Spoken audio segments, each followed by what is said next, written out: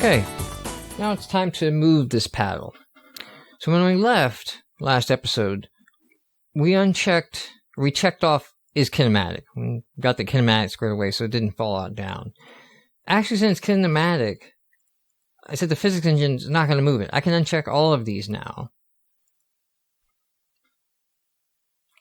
And you may wonder at this point, so we turned everything off, and we're going to move it, and the physics engine won't move it. Why are we even having a rigid body? And there's a reason for this. So, what I'm going to do here real quick, I'm going to create a new script. C# script. Paddle script. Okay. Click on my paddle, and I'm going to click on my paddle, and I'm going to drag this over to here. Maybe. Hold on.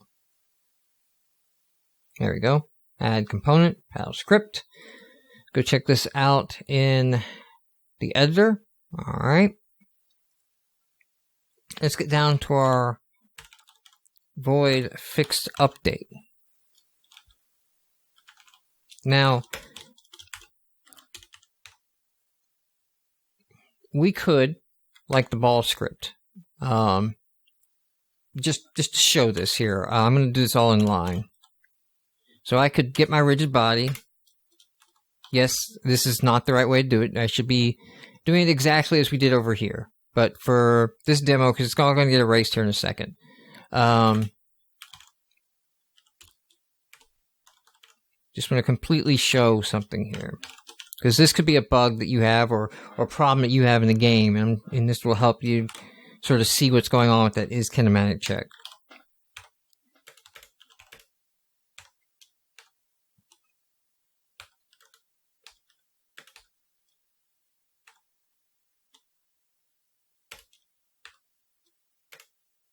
Let's let the ball move fairly fast, let's say, or the player move faster than the ball, say 10. Actually, let's not even do that in there. Let's do that in start. How about that? Okay. When it starts up here, we're going to set the velocity. So I haven't bound it to any inputs yet, but I'm setting the velocity on the rigid component. And it's not even moving. And I haven't mistyped anything, okay? There's no errors. When we checked is kinematic, if I take that off, let's go ahead and take off is kinematic. And let's freeze the position and the rotation on everything but the X. We don't even want it going up and down either. Okay? You see it moves over and then it hits this wall. So that is correct, but with his kinematic check, none of that happens, okay?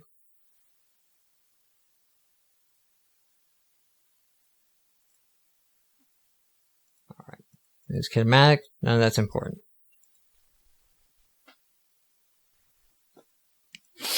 All right, we're going to have to move this directly ourselves.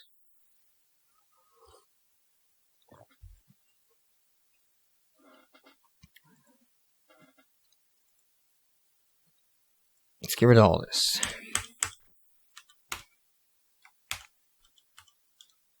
Let's do a public float speed.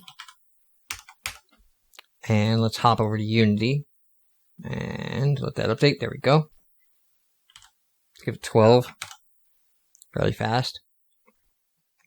So when I say move this directly, what I mean is we're going to have to directly manipulate the transform here. So since we're going to directly manipulate this transform in code, we're basically going to just come up here and in code modify the X value. Okay, so the X value can go back and forth and move. Notice that by modifying the X value, nothing is stopping me from clipping through. Right? You can see up there, I'm clipping right through the edges.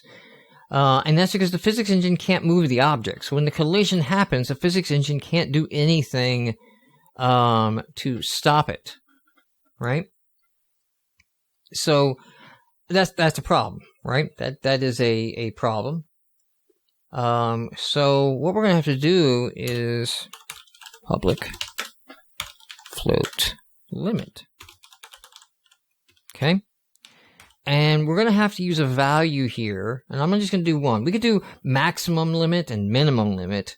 But because we know we centered everything as 0 right in the middle, we can just do a negative sign and get to the opposite one. Let's just figure out what that limit is. All right. So let's just take our x value here and run it right up to the edge. That looks pretty good. Is that 18.1? What happens if we set it right at 18? Is right at 18 enough?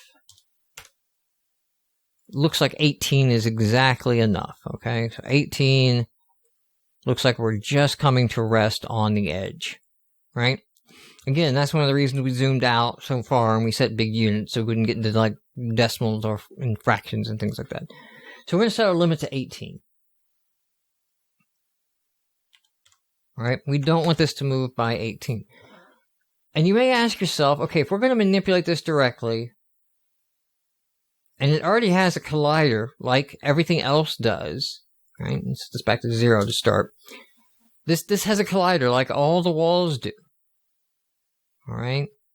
Why then do we even have a rigid body? Like we're not using any of this. We're actually putting a rigid body in and then checking is kinematic and saying, oh, let's not worry about it. Well, there is a reason, believe it or not, okay?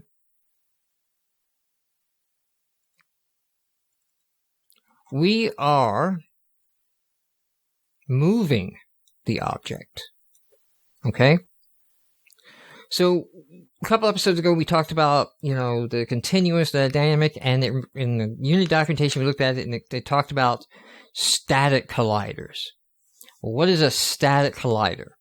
A static collider is any collider that doesn't have a rigid body attached to it. Okay? And when Unity sees that a static collider that has no rigid body attached to it, it makes an assumption. It says, this will never move. Right? And that assumption allows it to do a lot of optimizations in the engine for performance of physics engines. Because it just knows that's not going to move. I never have to calculate that moving, and I can optimize away. All right? If you move an object, so if we had this rigid body, and I'm going to just go ahead and take this rigid body off for a second. Remove component. Okay? So now I've got just like a wall. Okay? I can move it. I don't know if we'd be able to see it in the frame rate. Let's see, so we're running at a nice 80 frames per second, 75, 78. I'm going to move this. The frames got crazy high. Actually, that's weird. It went the opposite way from what I expected. I don't know that I'm causing enough events to happen that we could really see that. I will go ahead and take a second shot at this and bring up the profiler. And I'm going to tab the profiler up here and give some more room so we could see that rendering. And the orange line is the physics engine. So, I'm going to turn off VSync because I'm going to turn off garbage collection. I'm going to turn off scripts. I'm going to turn off rendering. Turn off the others. And, alright. There is our physics engine. That is what it's doing to our CPU each time. I'm going to grab this thing and I move it. Not easy to tell. Right? It's hard to tell. The scale is changing and it's not really showing you. Again, because this is such a simple scene, it is getting optimized away. And we're not really seeing the impact. When you move a static collider, a collider that does not have a rigid body on it, I'm going to put my rigid body back on. I'm going to check off gravity and kinematic.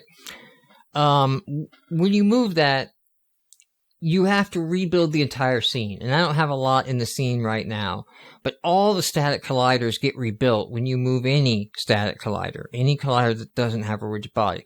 So basically all we're doing is tossing a rigid body onto this object so that Unity knows it's going to move and to optimize accordingly. All right? So on our script, we're going to move it directly through the transform. Remember, the transform is the one I told you we didn't have to worry about. So we're going to start off with, we're going to create a vector 3. The position we're at now is the current position that we're at. Okay? I just want to modify the X. I'm not going to modify the Y or the Z. I just want to change position.X is all I'm going to care about. You cannot edit, just like we could not edit the magnitude in an earlier video. You can't edit just the X on transform.position. Okay, so I'm going to set this to a hard-coded value, 5, right? Whatever. If I tried to do that here, it's like, no, you can't do that, okay?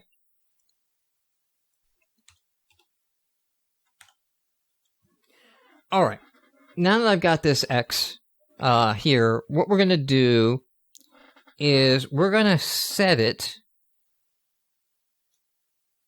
to what it is now, okay? Adding to it the input. And we haven't messed with this yet.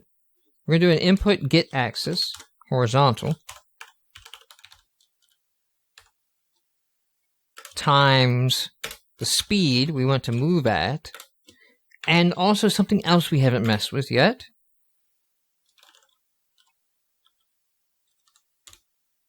Delta time. Okay?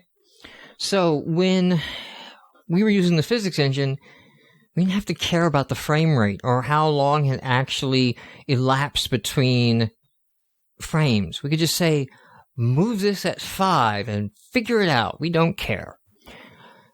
But now that we're going to move things ourselves, we have to care a little bit. So we need to know, we use a speed value, how long has it been since the last frame? So that this value, if for some reason, and this shouldn't happen in fixed frames. Fixed frames should get called multiple times, and you technically don't have to do this. This is really an update thing, okay? So if you were an update, right? If this code was an update, if we weren't using the physics engine at all, we were writing our own code, and we were going to do it with our own calculations, this would look exactly the same, except we would be doing delta time. And the reason we don't want to do it in an update, okay, and do this up here is update doesn't get run until after the physics engine has run. So there would be no chance for our change of position to be handled by the physics engine, okay? It wouldn't get a chance to run the collision detection.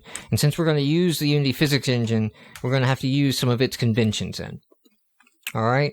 I am going to have to -1 this, by the way, too. Since we did flip the camera in the beginning, a decision I'm now sort of regretting. I'm going to be honest. I'm regretting it.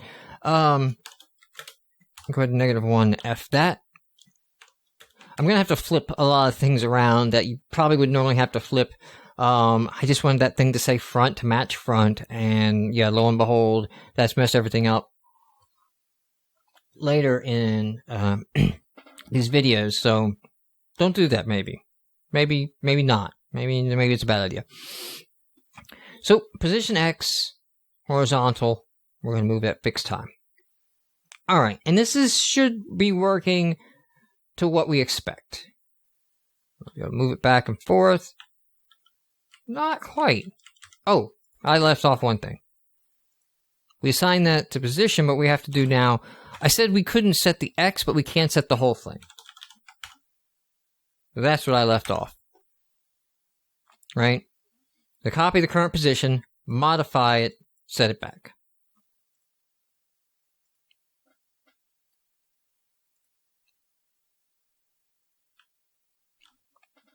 We're moving back and forth.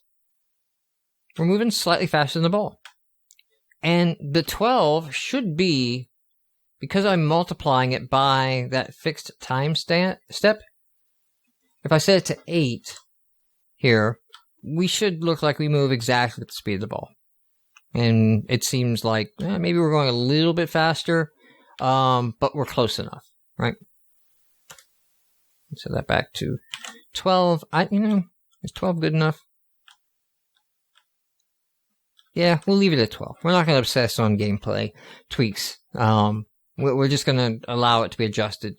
We'll let QA come through later and recommend values for us. So, with that set, we have a problem, right? We don't do anything with that limit value, and the player can go right off the screen. Okay, so that's a problem. So we don't want X to actually ever exceed limit. And what we want to do, you can think of it, we want to put a restraint on X. We want to clamp it. So if you go into mathf, there is a function called clamp. Okay? Takes a float value, which is what we just calculated the new X to be. A minimum, which is going to be our limit, times -1f, and our maximum, which is just going to be limit. Okay? So we don't have to write a whole bunch of code that tests if this got less than the limit or greater than the limit and then set it back to the limit if it does, because that's what clamp does. It clamps this value within the limits that we gave it. So with that set, I'll make sure I saved it. Did I save it? I did not. With that set, and I run it, we're clamped. We cannot go beyond 18. I can't push it there.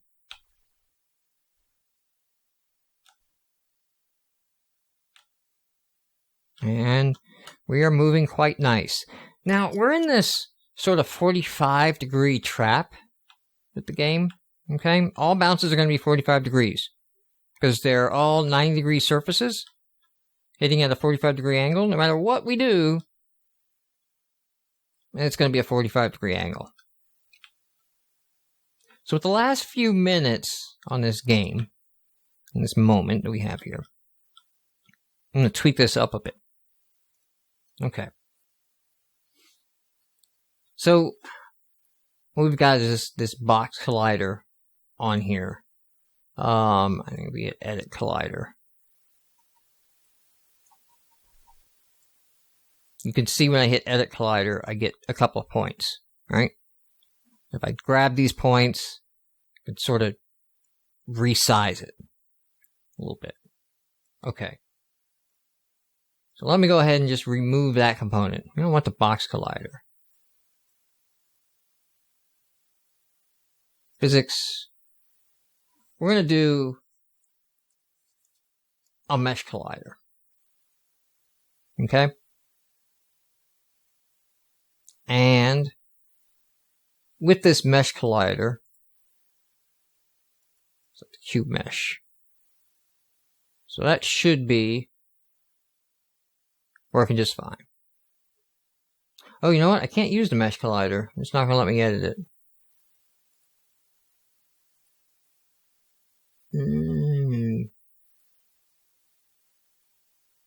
This doesn't have a polygon collider. You know, I was wanting to do a 2D physics polygon collider, but now that I think about it, yeah, that's not going to work at all. I'm going to lap it here, and please edit this out.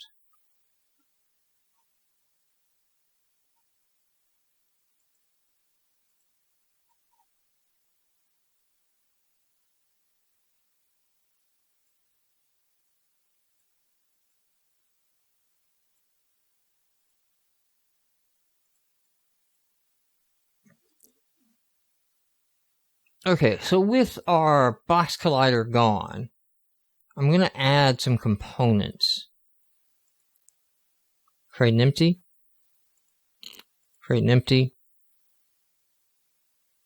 We're going to go ahead and reset these two. And then I think I'm going to need, well, I think I'm going to need 3 to do what I want to do here. Okay. We're going to call this collider top, right, and collider left. Okay. What I'm going to do is I'm going to come to the paddle, and all these settings here, I'm going to quickly copy. I'm going to select all these guys, paste values, so they're all centered up, and then move them underneath. Notice they all now went to zeros, okay? Because they matched exactly when they went under, now they're relative, right? And I'm going to add to all three of these, right back, physics, box colliders. Okay. So, interesting that these box colliders without a scale of 5. Oh, okay. I don't have to scale them. They're getting the scale of 5 from the paddle, right? So they immediately went out. All right. So, with the edit collider, let's take the collider top. Hit edit collider. Yep, there should be a dot right over here. I'm going to tweak that guy in. I'm changing the center. I don't want to change the center. I just want to change the X size. So maybe I'll do it from here. Let's do it 0.25. Be nice and mathematical about it. So we got a collider that's there. Collider right. This will be the one that's on the right. Hence, collider right. Let's edit this collider. Gonna move it over. Whoa, that's a scale, isn't it? Scaling in the Z. Yeah. Alright, let's do this from the window over here, rather than the edit collider. Let's move it to the right. I think if I do it 0.5, that puts it right at the edge. So let's go 2.5.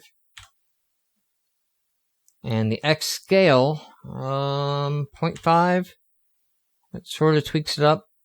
What we're going to do now is we're going to rotate this, right?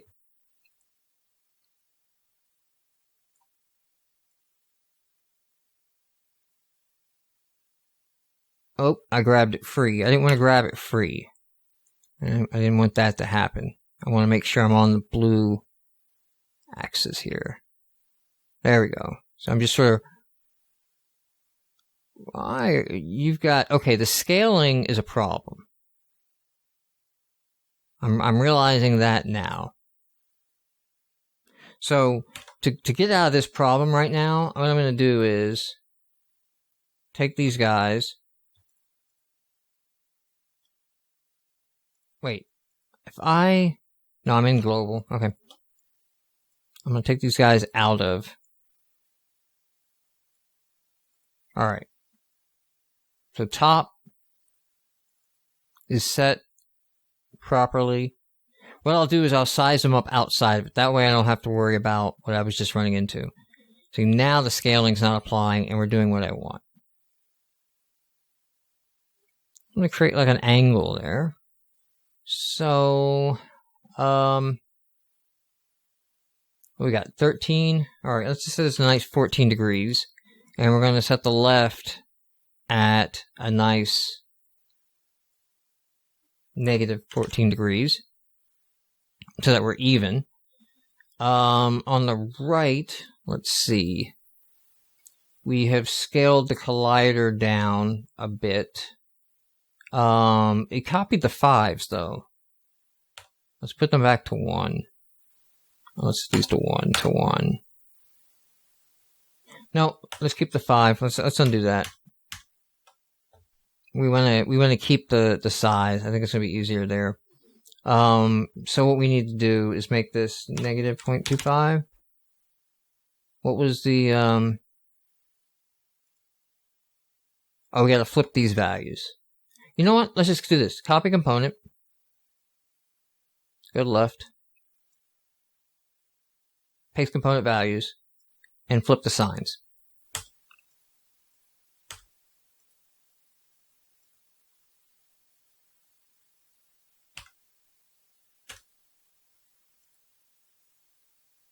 Not on the Y though. Just on the X. There we are.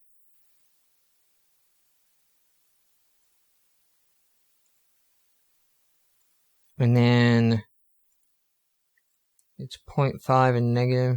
So we're going to have to flip the centering. So now if we select all three, you can kind of see what I'm going for here, right? I'm creating a bit of a zone. Alright, let's pick one. I guess let's do the right one, and then we'll tweak out the left one from there. Let's take the right. We're going to have to move this guy into position so that he is below the surface a bit. 9 looks to be perfect. And we're going to have to try to rough him in so that he doesn't extend over here, but that he also fits, right? So we want to bring that over to there. On X.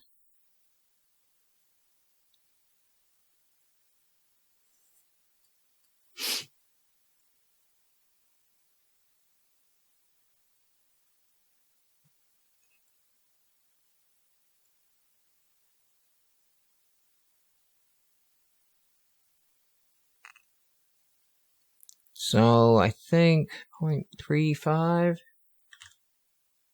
Want to get him right as best I can, touching that edge.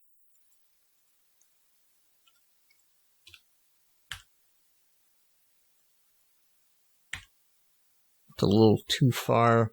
That's close enough. I'm not going to obsess. Are we still in contact with the top? Oh, no, we're not. Oh, okay. Alright, I need to be a little bit longer. So, the size on the right, and go a little bit longer. And then we need to move it this way.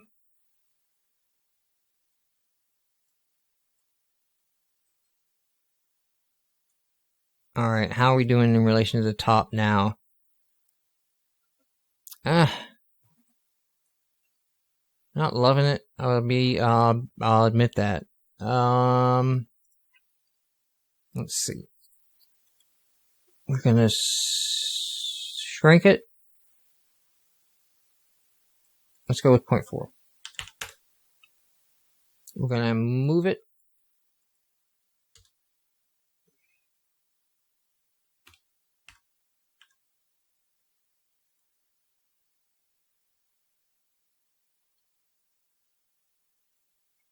And let's check how we are now.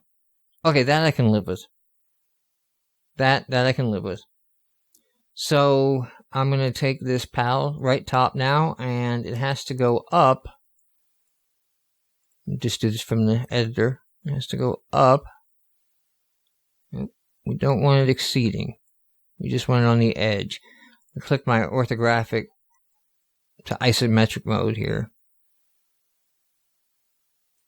Why am I seeing an edge? I should not see any edges here. We're in, we've got a weird, there's no rotation on that. I should not be seeing, what are you doing to me, Unity? Why are you doing this to me? I don't know. I am getting a slight projection though. They're only rotated on the Z. It shouldn't be happening. Let me make sure I'm actually completely on the front. Now I am. Okay, my cones are off slightly. Alright, there we go. That is doable. Can work with that. Might be too much of a slant, now that I think about it, but it's okay. And then we have the top here. So we do have a little lip there. That can cause some nastiness. You could spend time in getting this exactly perfect and calculate the numbers. So I'm going to take the right, and I'm going to copy component. I'm going to go to the left. I'm going to paste values. I'm going to come to the right. I'm going to copy component. I'm going to go to the left. I am going to paste the values. Okay. So we have an exact duplicate now of that object. I could have just deleted and duplicated the object at this point. The center is going to change. It's going to be centered off the other one. The X position is going to flip here as well. The angle is going to flip. And now we are set for giving the paddle some behaviors to where if you hit it from the edges, you get more of an edge bounce, and if you hit it in the center, you get more of an edge bounce. This is not crazy. This is actually there's other ways that this could be done. Okay, I could find the point of impact and add some sort of calculation to the returning velocity off the impact, and that may be the proper way if you want to go and do this here. What I'm showing you is a way to do this. Let me go ahead and parent all these back to the paddle. Well, that's something I didn't expect. Why did you guys jump there? No matter. We will fix whatever changed.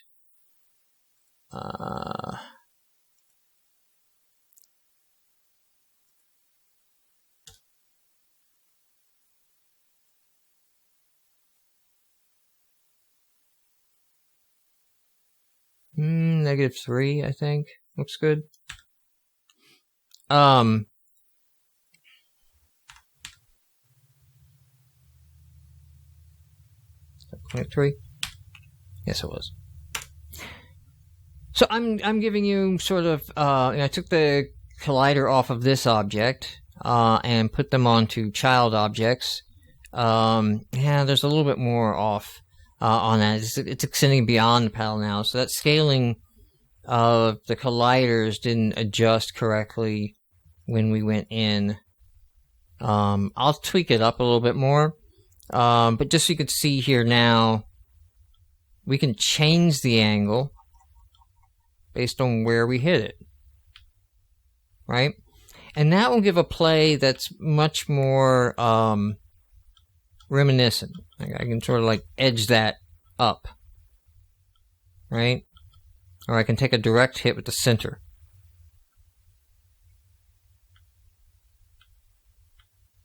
Right? I can do things like that now, which I couldn't before. And if I get trapped into it, I can use the edge of the paddle. Like, oh, I need this to really go out an angle. I can use the edge of the paddle to do that. That's an easy way for our game to create that effect without having to go deep, deep, deep into the math. I'm going to tweak those colliders up a bit off camera before the next episode, just to get them fit well for the demo. But after that, it's time to hit something. We haven't hit anything yet, so let's collide with things.